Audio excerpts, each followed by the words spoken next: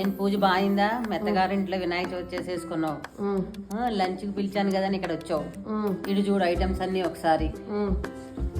నిమ్మకాయ పులిహార, ఉండ్రాళ్ళు చూసి భయపడకండి, పెసర పునుకులు, చల్ల పులుసు, అన్నం పరవాన్నం, టమాటా పప్పు, ఆలు కూర, చింతకాయ పచ్చడి,